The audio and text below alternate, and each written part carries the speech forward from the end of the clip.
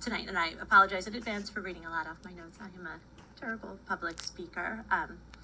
I wanted to use my board report tonight to speak about an issue that is of great importance to me as both a school board member and as a parent, and is important to a lot of Haverford parents, faculty, and staff who assisted me with this, and that is an issue of transparency. Transparency is of great importance to everyone in our district because without transparency, there's a lack of trust that can kind of undermine the education system, and you really need transparency at all levels of education. You need it between students and educators, between educators and administration, between parents and educators, and between parents and administration. I attended my 8th graders student-led conference earlier this spring, and I had the opportunity to ask his language arts teacher if the book To Kill a Mockingbird would be covered during the remainder of the year. By way of background information, To Kill a Mockingbird was a core curriculum book taught in 8th grade in Haverford Middle School up through the 2019-2020 school year. When it wasn't taught in 2020-21, which happened to be the year my oldest was in 8th grade, I can tell you there's a lot of online chatter about it.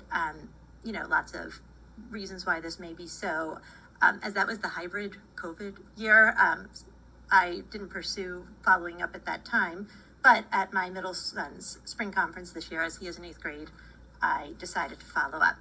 I was told point blank by my son's language arts teacher that To Kill a Mockingbird was, quote, pulled from the curriculum by the district, end quote. And after the conference, as a parent, I followed up with district administration to inquire why the book was pulled. I was curious, and I asked to view a list of other, what I'm going to call, quote unquote, banned books.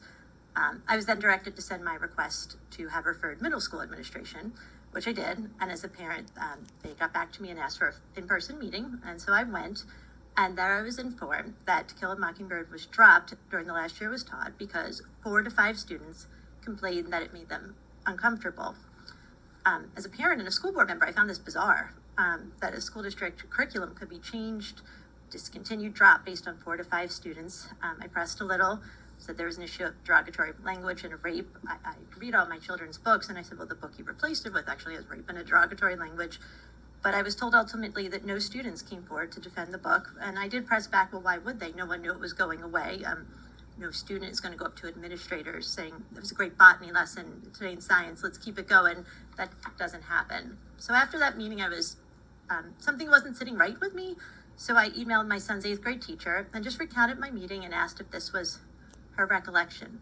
I received an email back on behalf of the entire Haverford Middle School language arts team who taught To Kill a Mockingbird the last year it was taught, and they were clear that what I recounted was, quote, not their recollection, end quote, as they all very much wanted to continue to teach the book and fought very hard to do so. I speak here tonight because it is based on my experience and those of the many Haverford faculty and staff that had contacted me. There's a lack of transparency in our district, and this lack of transparency is negatively affecting our schools. Any school district absolutely has the right to drop a book from its curriculum at any time, but they must do so in a transparent fashion. To not do so is disingenuous and dishonest. To give lip service, to say a book isn't banned, but then remove it under a cloak of darkness when you know it's never going to be taught again, illustrates that. The other reason, and a more important reason I'm speaking here tonight, is because the grave threat it poses to education when content is removed because it makes people uncomfortable. What makes one person uncomfortable might be fine to someone else who objects to different content.